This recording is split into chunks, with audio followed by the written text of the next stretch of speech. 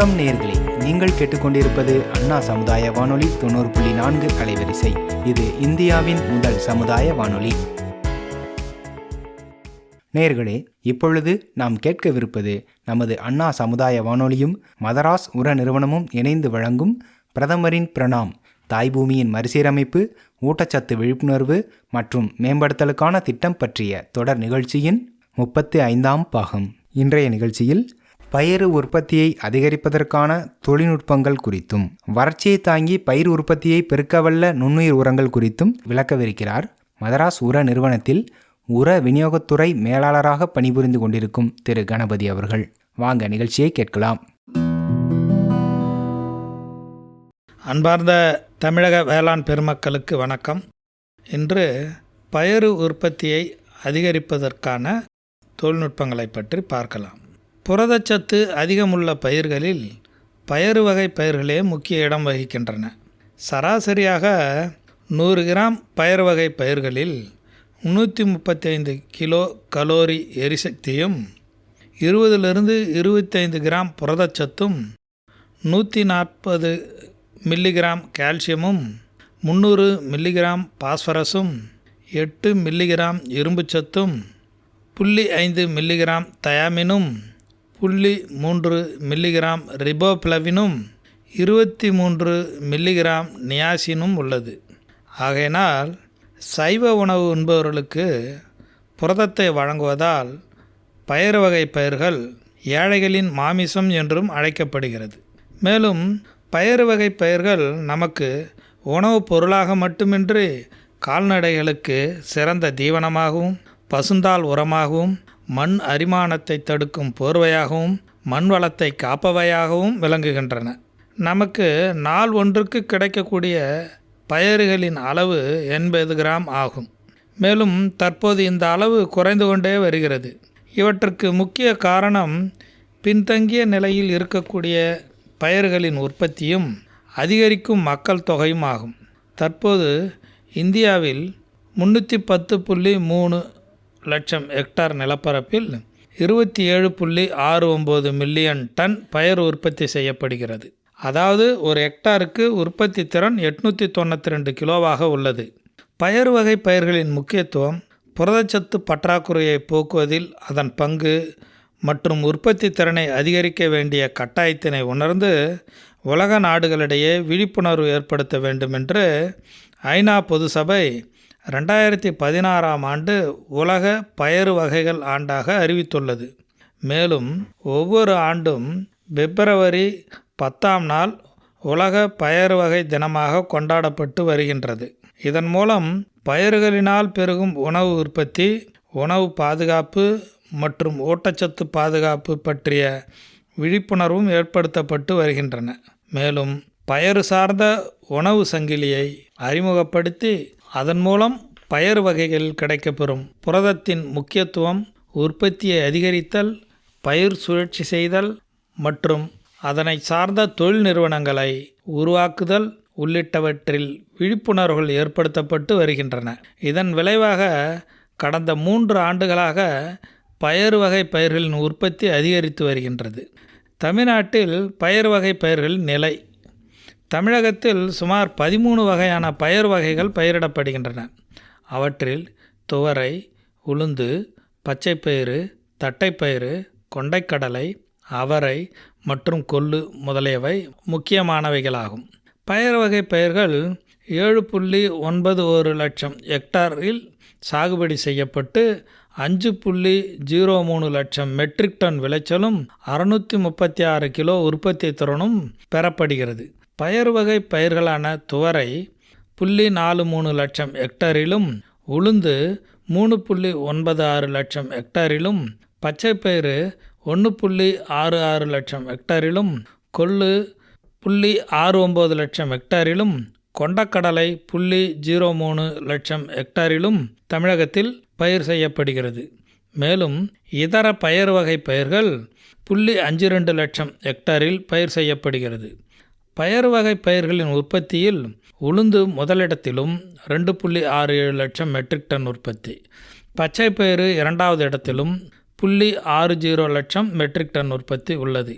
இதை தவிர துவரை 0.45 லட்சம் மெட்ரிக் டன் உற்பத்தி, கொண்டக்கடலை 0.03 லட்சம் மெட்ரிக் டன் உற்பத்தி, கொள்ளு 0.53 லட்சம் மெட்ரிக் டன் உற்பத்தி, சோயா மொச்சை, அவரை மற்றும் மொச்சை போன்ற பயிர் வகைகளும் 0.30 லட்சம் மெட்ரிக் டன் உற்பத்தி தமிழ்நாட்டில் பரவலாக சாகுபடி செய்யப்படுகிறது. பல்வேறு தொழில்நுட்பங்களை பயிர் வகை உற்பத்தியில் கடைபிடிக்கப்பட்டு வருகிறது. அதிக விளைச்சலை பெற அவை பரிந்துரை செய்யப்பட்டுள்ளது.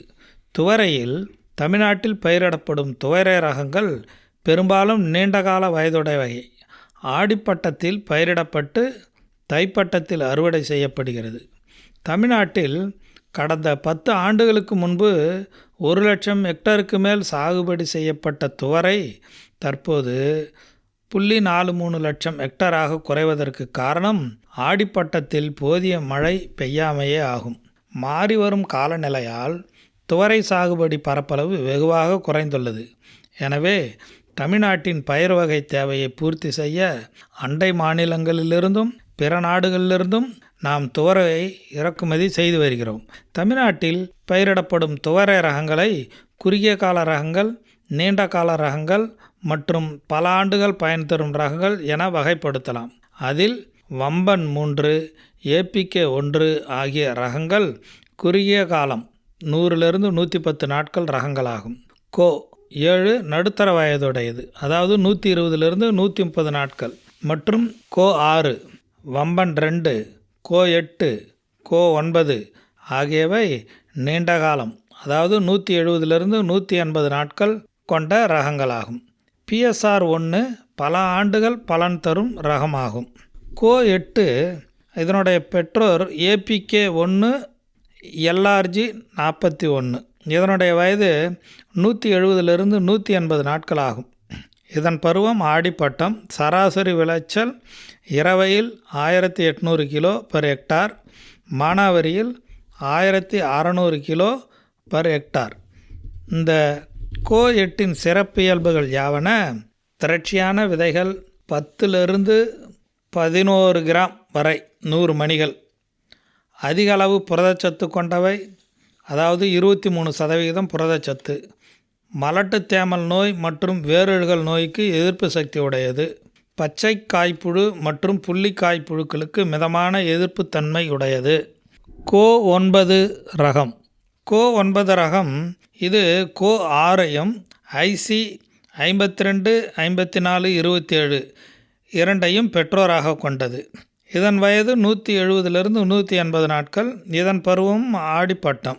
இதனுடைய சராசரி விளைச்சல் 1700 கிலோ ஒரு ஹெக்டருக்கு. இதனுடைய சிறப்பியல்புகள்: திரட்சியான விதைகள் 9 - 10 கிராம் 100 மணிகள் கொண்டது, அதிக அளவு புரதச்சத்து கொண்டது, அதாவது 23.65% புரோட்டீன் ரிச், மலட்டு தேமல் நோய் மற்றும் வேரழுகல் நோய்க்கு எதிர்ப்பு திறனுடையது. உளுந்து. தமிழ்நாட்டில் இதுவரை உளுந்தில் நடைபெற்ற ஆராய்ச்சிகளின் பயனாக வம்பனில் உள்ள தேசிய பயிர் வகை ஆராய்ச்சி நிலையத்திலிருந்து வம்பன் 3, வம்பன் 4, வம்பன் 5, வம்பன் 6, வம்பன் 7, வம்பன் 8, வம்பன் 9, வம்பன் 10, வம்பன் 11 ஆகிய ரகங்களும், கோயம்புத்தூரில் உள்ள பயிர் வகை பயிர்களின் துறையிலிருந்து கோ 6, கோ 7 என்ற ரகங்களும், ஆடுதுறையில் உள்ள தமிழ்நாடு நெல் ஆராய்ச்சி நிறுவனத்திலிருந்து ஏடிடி 3, ஏடிடி 5, ஏடிடி 6 ஆகிய ரகங்களும், திண்டிவனத்தில் உள்ள எண்ணெய் வித்துக்கள் ஆராய்ச்சி நிலையிலிருந்து டிஎம்பி 1 என்ற ரகமும், அருப்புக்கோட்டையில் உள்ள மண்டல ஆராய்ச்சி நிலையத்திலிருந்து ஏபிகே 1 என்ற ரகமும் நல்ல விளைத்திறன், பூச்சி மற்றும் நோய், வறட்சி ஆகியவற்றை தாங்கி வளரக்கூடிய மேம்படுத்தப்பட்ட ரகங்களாகும். உளுந்தில் கோ 7, வம்பன் 8, வம்பன் 9, வம்பன் 10 ஆகியவை புரட்டாசியிலும், வம்பன் 11 ஆடி, புரட்டாசி மற்றும் தை மாசி பட்டங்களிலும் பயிரிட ஏற்றது. ஏபிகே 1 தென் மாவட்டங்களில் மானாவாரி பருத்தியில் ஊடுபயிராக பயிரிட ஏற்றது.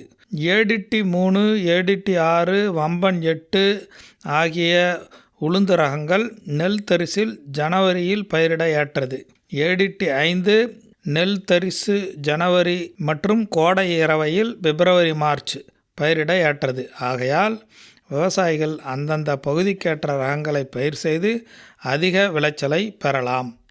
வம்பன் 11 இது ஆடி, புரட்டாசி, தை, மாசி, சித்திரை பட்டங்களில் விதைக்கலாம். இதனுடைய சிறப்பியல்பு ஒரே சமயத்தில் முதிர்ச்சி அடையும் தன்மையுடையது, நிர்ணயித்த வளர்ச்சி, மஞ்சள் தேமாலை நோய்க்கு எதிர்ப்பு திறன் கொண்டது. இதனுடைய சிறப்பியல்புகள் சுருட்டு மற்றும் சாம்பல் நோய்க்கு மிதமான எதிர்ப்பு திறன் கொண்டது, அதிகம் மாவு காணும் திறன் கொண்டது. வம்பன் இலை சுருட்டு மற்றும் சாம்பல் நோய்க்கு மிதமான எதிர்ப்பு திறன் கொண்டது, அதிகம் மாவு காணும் திறன் கொண்டது. வம்பன் ஏடிடி 7 இதனுடைய பருவம் டிசம்பர், ஜனவரி. சராசரி விளைச்சல் 724 கிலோ பர் ஹெக்டாருக்கு. இது பக்க கிளைகளுடன் நேராக வளரும் தன்மை கொண்டது. பச்சை பயிறு.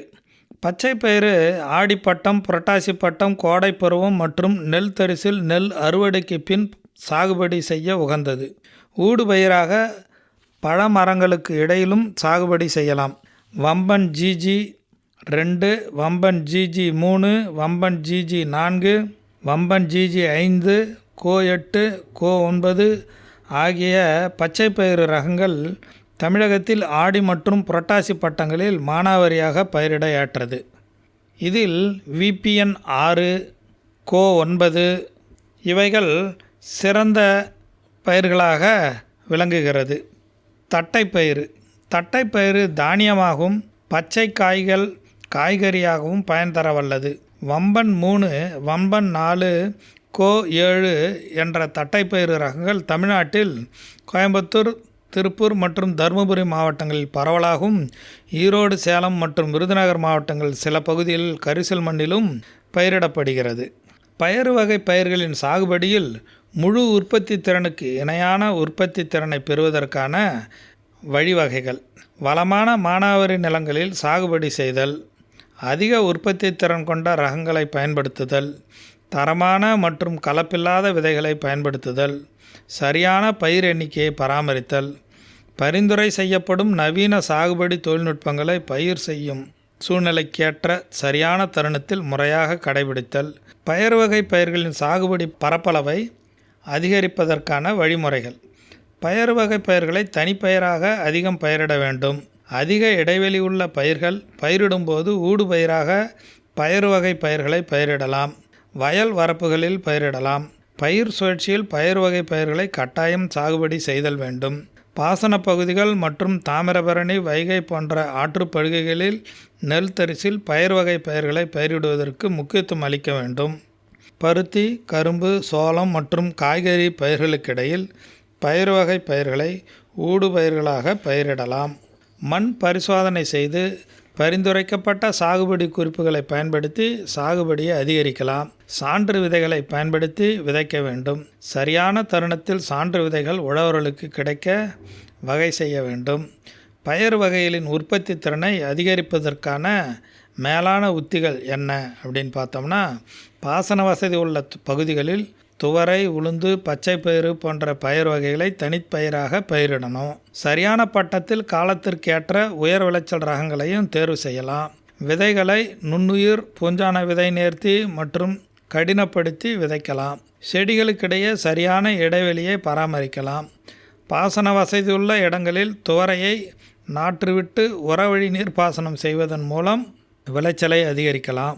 ஒருங்கிணைந்த கலை நிர்வாகம், உர நிர்வாகம், பூச்சி மற்றும் நோய் நிர்வாகம் மேற்கொள்ளுதல். பூச்சி மற்றும் நோய் தாக்குதலின் ஆரம்ப நிலையை கண்காணித்து தகுந்த பயிர் பாதுகாப்பு நடவடிக்கை எடுத்து ஒருங்கிணைந்த பூச்சி மற்றும் நோய் மேலாண்மை முறைகளை பின்பற்றி பயறு வகை பயிர்களில் விளைச்சலை அதிகரித்தல். 2% DAP உரத்தையும் ஃபினோஃபிக்ஸ் வளர்ச்சி ஊக்கியையும் பூக்கும் பருவத்தில் 15 நாட்கள் கழித்து மீண்டும் ஒரு முறை இலை வழியாகவும் அளித்தல். வறட்சி ஏற்படுகின்ற போது நடமாடும் நீர்த்தெளிப்பானை பயன்படுத்தி பயறு வகை பயிர்களை வறட்சியிலிருந்து பாதுகாத்து அதிக விளைச்சலை பெறுதல். ஒரே சமயத்தில் செடிகள் முதிர்ச்சி அடைந்து அறுவடை செய்ய தகுந்த ரகங்களான பயிர்களை பயிரிடுதல். அதாவது உளுந்தில் வம்பன் 8, வம்பன் 11, தட்டைப்பயிரில் வம்பன் 4 இவையெல்லாம் ஒரே நேரத்தில் முதிர்ச்சியடைந்து அறுவடை செய்ய தகுந்த ரகங்கள், அறுவடை பின்சார் தொழில்நுட்ப ஆய்வுகளை மேம்படுத்துதல், பயறு உற்பத்தி மற்றும் ஊட்டச்சத்தினை அதிகரிக்க பயறு ஒண்டர் போன்ற பொருட்களை தெளிக்கணும். ஒரு ஏக்கருக்கு 2 கிலோ அளவில் 200 லிட்டர் தண்ணீரில் கலந்து பயிர்கள் பூக்கும் சமயத்தில் காலை நேரத்தில் இலைவழி தெளித்தல் மூலம் இந்த பயறு ஒண்டர் என்ற கலவையை தெளித்து வந்தால் உற்பத்தி பெருகும். உற்பத்தியாளர்கள் தனியாகவோ அல்லது குழுவாகவோ மேம்படுத்தப்பட்ட பருப்பு உடைக்கும் கருவியை வாங்கி பயன்படுத்தி துவரை, உளுந்து, பச்சை பயிறு ஆகியவற்றை பருப்பாக உடைத்தும் சுத்தம் செய்தும் தரம் பிரித்தும் அதிக வருவாயை ஈட்டலாம். தமிழகத்தில் பயிர் வகை பயிர்கள் தேவைக்கு மிக குறைவான அளவிலேயே உற்பத்தி செய்யப்படுவதால் எதிர்காலத்தில் அவற்றுக்கான சந்தை வாய்ப்புகள் அதிகம் உள்ளன. வேளாண் வணிக ஆணையத்தின் ஆலோசனைகளை பெற்று உழவர்கள் ஒழுங்குமுறை விற்பனை மையத்தின் சேவையை முழுமையாக பயன்படுத்த வேண்டும். அரசின் திட்டத்தில் பயறு வகை பயிர்கள் பயிரிடப்படும் பரப்பளவு மற்றும் உற்பத்தியை அதிகரிப்பதற்கு முக்கியத்துவம் அளிக்கப்பட்டுள்ளது. எனவே உழவர் பெருமக்கள் மேற்கூறிய அனைத்து நவீன மேலாண்மை தொழில்நுட்பங்களையும் முறையாக கடைபிடிப்பதன் வாயிலாக பயறு வகை பயிர்களின் உற்பத்தி திறனை கணிசமாக உயர்த்த வாய்ப்பு உள்ளது. நன்றி. அடுத்ததாக வறட்சியை தாங்கி பயிர் உற்பத்தியை பெருக்க வல்ல நுண்ணுயிர் உரங்கள் பற்றி பார்க்கலாம்.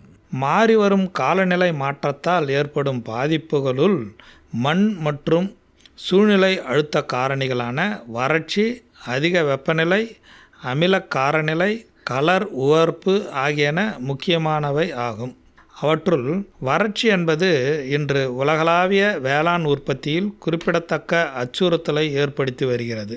இதனால் விவசாயத்தை பெரிதும் நம்பியுள்ள பகுதிகளில் உணவு பாதுகாப்பின்மை மற்றும் பொருளாதார உறுதியற்ற தன்மை அதிகரிக்கிறது. வறட்சி பயிரின் வளர்ச்சியில் பெரும் தாக்கத்தை ஏற்படுத்துவதால் அதன் விளைச்சல் மற்றும் உற்பத்தி திறன் பெரிதும் பாதிக்கப்படுது. வறட்சியால் பயிரின் அடிப்படை உருவவியல், உடலியல் மற்றும் உயிர் வேதியியல் அம்சங்களில் மாற்றம் ஏற்படுகிறது. எனவே வறட்சியை எதிர்கொள்வது பயிருக்கு மட்டுமன்று விவசாயிகள் மற்றும் விஞ்ஞானிகளுக்கும் ஒரு சவாலாகவே உள்ளது. இதற்கான ஒரு சிறந்த அணுகுமுறையாக வறட்சியை தாங்கும் உயிர் உரங்களின் வளர்ச்சி மற்றும் பயன்பாடு அமையுது. இந்த புதுமையான தொழில்நுட்பம் மண்ணின் ஆரோக்கியத்தை மேம்படுத்தவும், பயிர்களின் ஊட்டச்சத்து உறிஞ்சுதலை அதிகரிக்கவும், வறட்சியின் அழுத்தத்தை எதிர்கொள்ளும் திறனை அதிகரிக்கவும், நன்மை பயக்கும் நுண்ணுயிர்களின் சக்தியை பெருக்கவும் பயன்படுத்தப்படுகிறது. பயிர்கள் மற்றும் மண்ணில் உள்ள நுண்ணுயிர்களுக்கு இடையே உள்ள கூட்டு வாழ்வு முறையை வளர்ப்பதன் மூலம் இத்தகைய உயிர் உரங்கள் வளர்ச்சியால் ஏற்படும் சவால்களுக்கு இயற்கையான மற்றும் சுற்றுச்சூழலுக்கு உகந்த தீர்வை வழங்குகிறது. எனவே நுண்ணுயிர்கள் மூலம் வறட்சியை தாங்கும் திறனை பயிருக்கு அளித்து அதன் மூலம் விளைச்சலை நிலைப்படுத்துவதே மிகச்சிறந்த வழியாகும். இந்த உயிர் உரமான PPFM பிங்க் பிக்மெண்டட் ஃபேக்கல்டேட்டிவ் மெத்தைலோட்ரோப்ஸ், அதாவது பேசில்லஸ் ஆல்டுடினிஸ் FD48 மற்றும் ஆர்பஸ்குலார் மைக்கோரைசா பூஞ்சான வகை நுண்ணுயிர் உரங்கள் வேளாண்மையில் புரட்சியை ஏற்படுத்தி மாறிவரும் காலநிலையின் பாதிப்புகளை எதிர்கொண்டு பயிர்களில் விளைச்சலை மேம்படுத்தவும், அதிக விளைச்சலை பெறவும், குறைந்த இடுபொருள் பயன்பாடு மற்றும் உலகளாவிய காலநிலை மாற்றத்தின் தாக்கத்தை தணிப்பதிலும் குறிப்பிடத்தக்க பங்கை நுண்ணுயிர் உரங்கள் கொண்டுள்ளது. PPFM மெத்தைலோபாக்டீரியம் இலைவழி திரவ நுண்ணுயிர். வேளாண்மையில் நுண்ணுயிர்களின் பயன்பாடு கணிசமாக அதிகரித்து வருவதால் புதிய நுண்ணுயிர்களை காலநிலை மாற்றங்களுக்கு ஏற்றவாறு உருவாக்குவது இன்றியமையாததாக அமைகிறது. மெத்தைலோபாக்டீரியம் பல்வேறு வழிகளில் பயிர் வளர்ச்சியை ஊக்குவிக்கும் ஆற்றலை கொண்டுள்ளதால் இலைவழி நுண்ணுயிராக செயல்பட்டு பயிர் வளர்ச்சியை மேம்படுத்துகிறது. செடிகளில் பல்வேறு பாக்டீரியாக்கள் உள்ளன. அவை செடிகளின் தண்டு, இலை மற்றும் வேர் மண்டலங்களில் வாழ்ந்து பயிர் வளர்ச்சிக்கு நன்மை பயக்கிறது. குறிப்பாக நன்மை செய்யும் நுண்ணுயிர்களில் ஒன்றான மெத்தைலோபாக்டீரியம் என்னும் பாக்டீரியா செடிகளின் இலைப்பரப்பிலும் வேர் மண்டலத்திலும் செடிகளின் உட்புறத்திலும் வாழும். இலைகளின் மொத்த பரப்பளவில் உள்ள பாக்டீரியாக்களின் எண்ணிக்கையில் 80% அளவு மெத்தைலோபாக்டீரியா ஆகும். இவை ஆய்வகத்தில் அதன் வளர்ச்சி ஊடகத்தில் வளர்க்கப்படும் போது இளஞ்சிவப்பு நிறத்தில் காணப்படும். இதனால் இளஞ்சிவப்பு நிறமி கொண்ட மெத்தைலோபாக்டீரியம் PPFM என்று பொதுவாக அழைக்கப்படுகிறது. இப்பாக்டீரியாக்கள் செடிகளின் வளர்ச்சி ஊக்கிகளை இலைச்சல்களின் மேற்பரப்பிலும் செடியின் பிற்பாகங்களிலும் உள்ளேயும் உற்பத்தி செய்து செடிகளின் வளர்ச்சியை நன்கு ஊக்குவிப்பதோடு அதிக ஒளிச்சேர்க்கையை தூண்டும். அது மட்டுமின்றி ஆக்சின்கள் மற்றும் சைட்டோகைனன்களின் போன்ற பயிர் வளர்ச்சி ஊக்கிகளை, பைட்டோ ஹார்மோன்கள்னு சொல்கிறோம், இதெல்லாம் உற்பத்தி செய்து பயிர் வளர்ச்சியை ஊக்குவிக்கிறது. PPFM அனைத்து பயிர்களுக்கும் ஏற்ற ஒரு திரவ நுண்ணுயிர் உரமாகும். இதனை இலை வழியாகவும் விதைகள் மூலமாகவும் பயிர்களுக்கு அளிக்கலாம். PPFM பயன்படுத்துவதால் பயிர்களுக்கு cytokinin, zeatin, IAA indole acetic acid போன்ற பயிர் வளர்ச்சி ஊக்கிகளையும் அளிக்குது. இதனை வளர்ந்த அல்லது வளரும் பயிர்களுக்கு இலை வழியாக தெளிப்பதன் மூலம் இலைகளின் வளர்ச்சி, பரப்பளவு மற்றும் பச்சையத்தின் தன்மையும் அதிகரிக்கிறது. பயிர்களின் முதிர்ச்சி காலத்தை குறைச்சி பூ மற்றும் காய்க்கும் பருவம் விளைச்சலை அதிகரிக்கிறது. இது மட்டுமின்றி பழங்கள் மற்றும் விதைகளின் தன்மை, நிறம், பருமன் இதையும் கூடுது. நடைமுறையில் உள்ள மற்ற நுண்ணுயிர்களை காட்டிலும் PPFMக்கு சில முக்கிய சிறப்பு குணங்கள் உள்ளது. குறிப்பாக பயிர்களின் வளர்ச்சி காலங்களில் அல்லது பூக்கும் தருணத்தில் வறட்சி ஏற்பட்டால் PPFM 1-2% இலையில் தெளிப்பதனால பயிர்களுக்கு வறட்சியினால் ஏற்படுற தாக்கம் குறையும். இதனை தொடர்ந்து பயன்படுத்துறதுனால நீரின் அளவு மற்றும் பாசன தேவையும் குறைக்கலாம். நீர் பற்றாக்குறை அல்லது வறட்சியால் பாதிக்கப்படும் பயிர்களுக்கு PPFM தெளிப்பதன் மூலம் பயிர்களின் நீரின் தேவையின்றி 5 முதல் 10 நாட்கள் வரை மண்ணில் ஈரப்பதத்தை பொறுத்து வாடாமல் வறட்சியை தாங்கும் தன்மையை பெறலாம். விதைகளை நடுவதற்கு முன்பாக விதைகளின் கடினத்தன்மையை பொறுத்து PPFM நுண்ணுயிர் திரவ கரைசலில் 5 முதல் 15 நிமிடம் நன்கு ஊற வைத்து பின்பு நிழலில் 15 நிமிடம் உலர வைத்து நடுவதன் மூலம் விதைகளின் முளைப்பு திறன், நாற்றுகளின் வீரியம் மற்றும் வளர்ச்சி அதிகரிக்கிறது. இது இல்லாமல் விதைகளின் முளைப்பு காலம் 1 முதல் 2 நாட்கள் குறைக்கப்படுது. மரப்பயிர்களுக்கான தென்னை, மா, கொய்யா, பப்பாளி, முருங்கை, மாதுளை போன்ற பயிர்களுக்கு சொட்டு நீர் பாசனம் மூலமாக வேர்களுக்கு சென்று அடையுமாறு நம்ம இதை தெளிக்கலாம். அல்லது கைத்தெளிப்பான், விசைத்தெளிப்பானை கொண்டு கைக்கு எட்டும் உயரம் வரை இலைகள் நன்கு நனையும்படி தெளிக்கலாம். PPFMஐ நல்ல நீர்ப்பாசனம் உள்ள பயிர்களுக்கும் நீர் பற்றாக்குறை பகுதிகளில் உள்ள பயிர்களுக்கும் வறட்சியால் பாதிக்கப்படும் பயிர்களுக்கும் பயன்படுத்தலாம். பேசிலஸ் ஆல்டிடுனிஸ் பாக்டீரியா இது எப்படி வேலை செய்யுதுன்னா, இலையின் மேற்பரப்பில் பரவலாக காணப்படும் பாக்டீரியா பேரினத்தை சார்ந்தது. இது வளர்ச்சி ஊக்கியாகும். வளர்ச்சியை தாங்கி வளரும், நன்மையை கொடுக்கும் நொதிகள் மற்றும் மூலக்கூறுகளை உற்பத்தி செய்யும். மரபணு சோதனை மூலம் நைட்ரஜன், பாஸ்பரஸ், கந்தகம் ஆகிய சத்துக்களை கிரகிக்கவும் நோய் ஏற்படுத்தும் பூஞ்சைகளுக்கு எதிராக நோய் எதிர்ப்பு காரணியாகவும் குளிர் மற்றும் வெப்பம் தாங்கும் தன்மையை கொடுக்கும் மரபணுக்கள் உள்ளது. இதிலிருந்து கண்டறியப்பட்டுள்ளது. நெற்பயிரில் பேசிலஸ் ஆல்டிடுடினிஸ் நாற்று நேர்த்தி செய்யும்போது வறட்சியான சூழலில் வளர்ச்சி விகிதம் மற்றும் விளைச்சல் அதிகரிப்பது கண்டறியப்பட்டுள்ளது.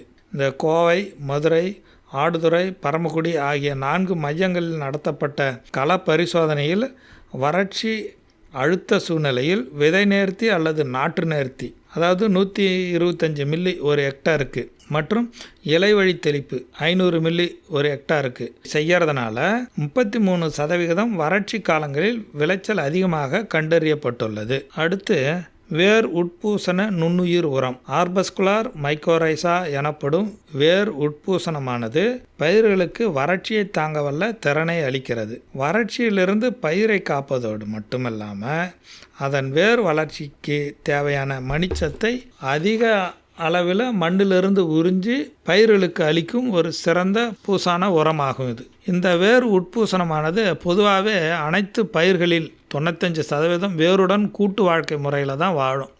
இந்த வேர் பூசணமானது வேருக்கு பாதுகாப்பான ஒரு அடுக்காக செயல்படுவதோடு மட்டுமல்லாமல் மண்ணிலிருந்து வேர் மூலம் பயிரை தாக்கும் சில தீமை செய்யும் நுண்ணுயிர்களிடமிருந்து பயிர்களை காக்கும். இந்த வேர் உட்பூசணமானது மணிச்சத்தை மட்டுமின்றி மண்ணில் உள்ள பிற நுண்ணூட்டங்களையும் உறிஞ்சி பயிருக்கு அளிக்கும். ஆகையினால் உட்பூசணத்தின் மூலமாக பயிர்களுக்கு வறட்சியை தாங்கும் திறனை அளிப்பதே தற்போதைய சூழலுக்கு ஏற்ற வழிமுறையாகும். இந்த வேர் உட்பூசணமானது மண்ணில் உரமாக இடப்பட்டதும் முதல்ல தனது நூலை போன்ற உடலால் வேரை சுற்றி சிலந்தி வலை போன்று ஒரு வலைப்படலத்தை ஏற்படுத்தும். அப்புறம் இவ்வாறு வேரை சுற்றி பரவதோடு வேர் செல்களின் உள்ளேயும் ஊடுருவி சென்று ஆர்பஸ்கில்ஸ், அதாவது திராட்சை கொத்து வடிவில் காணப்படும். அது கூட வெசிக்கிள் பலூன் மாதிரி இருக்கும். இந்த சிறப்பு அமைப்புகளை உருவாக்கும். இந்த சிறப்பு அமைப்புகள் வேறு உட்பூசணத்தால் உறிஞ்சி பெறப்பட்ட சத்துக்களை சேமித்து வைத்து தேவையான போது பயிரின் வளர்ச்சிக்கு அளித்து உதவும். இது இல்லாமல் சத்துக்களை உரியும் ஒரு குழாய் போல செயல்பட்டு நேரடியாக வேரின் செல்களுக்கு அளிக்கும். இதன் மூலம் வேர்களின் உறிஞ்சும் திறன் அதிகப்படுவதோடு வேரிழைகள் பரவி இருக்கக்கூடிய மண்ணின் அளவும் அதிகப்படுத்தப்படுது. இவ்வாறாக இந்த வேர் உட்பூசணமானது ஒரு ஜவுரி முடி போன்று வேரை சுற்றி படர்ந்து வேரின் திறனை அதிகரிப்பதால் வேர் மூலமாக பயிரை தாக்கக்கூடிய நோயை ஏற்படுத்தும் பூஞ்சானம் மற்றும் நூற்புழுக்களின் தாக்கம் கட்டுப்படுத்தப்படுறது. ஆகையினால் வறட்சி நிலவும் பகுதி மற்றும் மானாவாரி முறையில் பயிர் செய்யும் விவசாயிகள் இந்த வேர் உட்பூசணத்தை பயன்படுத்தி பயிர் வறட்சியிலிருந்து பாதுகாப்பதோடு அதன் வளர்ச்சிக்கு தேவையான மணிச்சத்து மற்றும் இதர நுண்ணூட்ட சத்துக்களை பெற செய்து கணிசமான விளைச்சலையும் பெறலாம். இந்த வேர் உட்பூசண இழைகளால் சூழப்பட்ட வேர் தூவிகள் மண்ணிலிருந்து நீர் மற்றும் சத்து பொருட்களை, குறிப்பாக மணிச்சத்தினை மிக திறம்பட உறிஞ்சும் ஆற்றல் பெற்றவையாக உள்ளது. ஆகையினால் வேர் வெளி பூசணம் பரவிய மரக்கன்றுகளை நடும்போது அவை எளிதில் வேரூன்றி நன்கு செழித்து வளரும். இந்த பூசணங்கள் வேர்களின் வெளியே பரவி இருப்பதனால இவை ஒரு அரண் போல அமைந்து நோய் கிருமிகள் வேறு வழியாக ஊடுருவதை தடுத்து விடுகிறது. ஆகையினால் நோய்களின் தாக்கமும் குறைக்கப்படுது. இந்த வேரை சுற்றி இருக்கும் இந்த இப்பூசண உரைகள் தாவர வளர்ச்சிக்கு வேண்டப்படாத பொருட்களை வடிகட்டியும் அனுப்புது. குறிப்பாக இந்த பூசணங்கள் இடப்பட்ட மரக்கன்றுகள் விரைவில் வளர்ச்சி அடைந்து சிறந்த பலனளிக்கும். வேர் மண்டலத்தை சுற்றியுள்ள வேர் பூசணத்தை பூஞ்சை இழைகள் மண்ணில் நீர் இருக்கும் இடம் வரை பரவி நீரை உறிஞ்சி செடிக்கு அளிக்கிறதுனால வறட்சி காலத்தில் வேர்பூசணம் பரவிய செடிகள் வறட்சியை சமாளிக்கும் தன்மையை பெறுது. அதே மாதிரி வறட்சி அழுத்தத்தின் போது ஸ்ட்ரெஸ்ஸு, ட்ரவுட் ஸ்ட்ரெஸ்ன்றோம்ல, வாட்டர் ஸ்ட்ரெஸ்ஸு, டவுட் ஸ்ட்ரெஸ்ஸு, இந்த மாதிரி இருக்கும்போது பூஞ்சையின் உடல் செயல்பாடுகளை சமாளிக்கும் தன்மையையும் இது அளிக்கும். வேர் உட்பூசணம் பயிர் திசுக்களில் பரவி இருக்கிறதுனால வறட்சி காலத்தில் ஜவ்வூடு பரவல் மூலம் சர்க்கரைகள் மற்றும் அமினோ ஆசிட்ஸ் கரைசல்களை ஒருங்கிணைத்து பயிர் திசுக்களுக்கு அழுத்தம் ஏற்படாமல் நீரேற்ற நிலையை சமாளிக்க உதவும். அந்த வேர் உட்பூசணம் மெத்தைலோபாக்டீரியம் மற்றும் பேசில்லஸ் ஆல்டுடினிஸ் மட்டுமல்லாமல் மற்ற உயிர் உரங்களான அசோஸ்பைரிலம், பாஸ்போபாக்டீரியா, துத்தநாக பாக்டீரியா, அஸ்டோபாக்டரு, பொட்டாஷ் பாக்டீரியா இவற்றுடன் கலந்தும் நம்ம இடலாம். இதனால் வளர்ச்சியால் ஏற்படும் பாதிப்பினை தடுத்து பயிர்களின் வளர்ச்சியை அதிகரிப்பதுடன் சீரான விளைச்சலையும் பெறலாம். நன்றி. நேர்கள் இதுவரை கேட்டது நமது அண்ணா சமுதாய வானொலியும் மதராஸ் உர நிறுவனமும் இணைந்து வழங்கிய பிரதமரின் பிரணாம் திட்டம் பற்றிய தொடர் நிகழ்ச்சியின் 35ஆம் பாகம். மீண்டும் அடுத்த நிகழ்ச்சியில் சந்திப்போம். நன்றி, வணக்கம்.